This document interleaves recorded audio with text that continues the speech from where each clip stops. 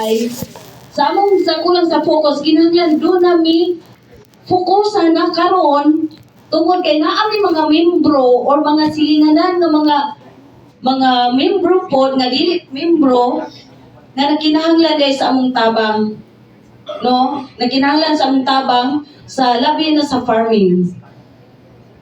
So ang among kusog di ay sa opportunity namo mao di ay tungod kay naamoy opportunity dito sa government, mga agencies, mga NGO sad.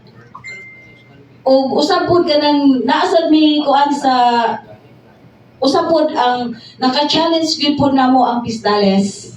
Di ba? You know, nakadungog namo sa Pistales. So sila mo'y challenger namo.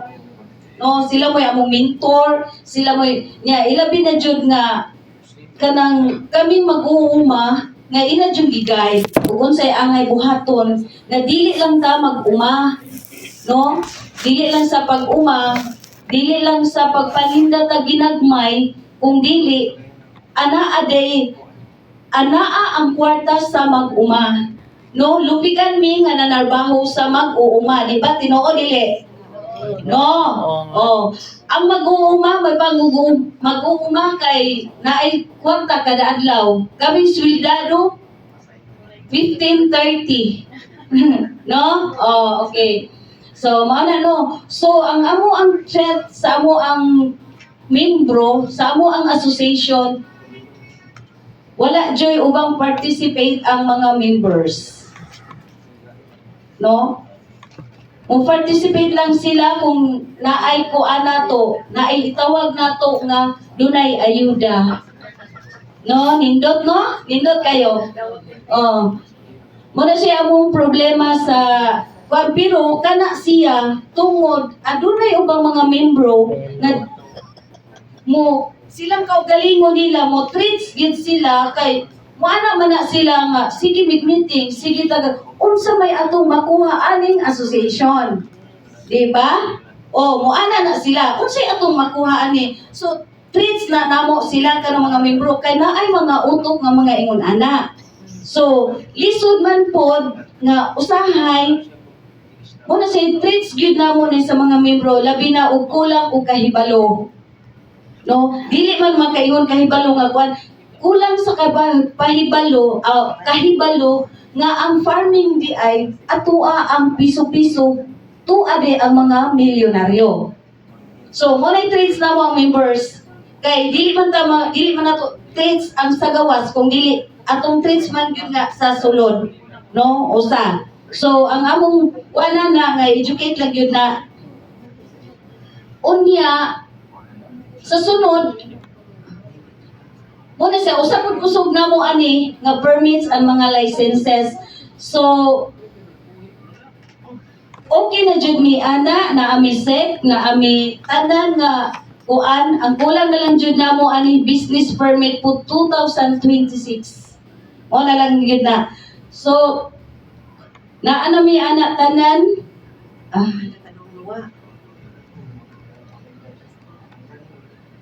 okay, thank you. So, mao na siya ang problema, mao na mong weakness tungod sa among mga delay documents nga dili jud nato ma-comply. Wala nayuban nga kung dili jud mi ka-comply tungod sa amo ang mga delayed namo nga mga permits. So, sa opportunity mo na ingon nga wala gyud, no? Wala gyud ta, basta wala gyud tay mga permits, ang mga licenses, mga wa gyud tay makuha. So, mo gyud ay wa gyud tay opportunity, wa gyud tay kung mao na kung dili ta mo guide. So mo na treat namo kung wala man tay permits, wala man tay kuan, so wala gyud compliance. Mo na gingon nga tatakan dahil tag denied sa atong mga project, di ba? Oh. So muna sa provision of inputs namo available from the funder, na-adjud mi ana, no, ma-private or ma-government na-adjud kay ngano kami po baya gusto sad may makatabang po sa dili lang sa membro kung dili sa ubang mga community. Okay, ang atong kuan dili lang man kay diha. So wala pa gyud mi among weakness ana. So munang sakit sa dughan, munang not yet acquired. And then ang external opportunities na mo ana. So muna siya nga bless me kay usa mi sa gitawag. Ilabi na gyud karon diri. Mo jud amo ang bless na sa among gitawag. Pero mo na siya sa pagkakaroon, mo jud among treats. Labi na gyud kami kay wala mi kaugalingong yuta. Oh, bless mo uban nga naa mo kaugalingong yuta nga inyo gyud na ka-name.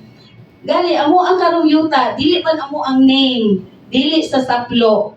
So naa siya land owner. So ang kan land owner pwede na siya mubali, no? Mubali na siya. So dili ta ka kuan jud mao na siya treats gyud namo sa kakaron number 1 ang among yuta.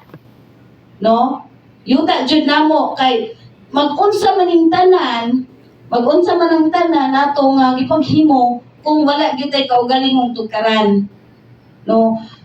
So, mo ni amo ang mga yangyo kanin sa production, mga ani gigreen na nako tungod kay bisan patuod sa wala mi anak tanan, pero ang among gipaningkamutan nga ni ari gyud mi kay tungod ang Ginoo naghatag og purpose kanang nami diri. So, kanang tanan nga green di ana. So, mo nay among gipaningkamutan nga mahatag sa DA region. Thank you. Yan, oo, day. Mo jud mo. Sayo sa kabuntag ko nagpagawas to siya siya mga yabo mo. So ato pagpakan ang last group ang sakyo. So ang kanilang overall lang na comments mga or kasagaran jud ilahang nabutang sa chat actually sa weakness to siya within man siya sa organization. For example, usa ni LO ma'am, sorry ma'am. Land owner. Land owner di ay. So, ang suggestion nila ko, for example, sa lack of focus, specify lang kung unsa. Kay daghan makika na mention ganina bang no, at wala specify. Kunya kaning delay documents due to land ownership no, muning gigon mo na objection kay kung dili bang within ra magud na sa atong kabuliman kung maka-comply ta sa itong mga documents para dili ta ma-deny or non-compliance. So, connected ra siya sa dili sa weakness kay within man sa organization man siya na concern. Likewise sa kanilang ownership. Kay within raman na sa inyo ang organization or within ra sa inyo ang kaugalingon. So, at least as early as now, nakita na to na usa sa nakita problema sa kanina grupo is ang land ownership. Yuta dyan ang ilahang problema. So at least nakita na to diri. Nya katong na-mention ni mo ma'am na lack of knowledge, ato na po ni mo tapon ni mo. So ato pagpakan ang ato ang last group.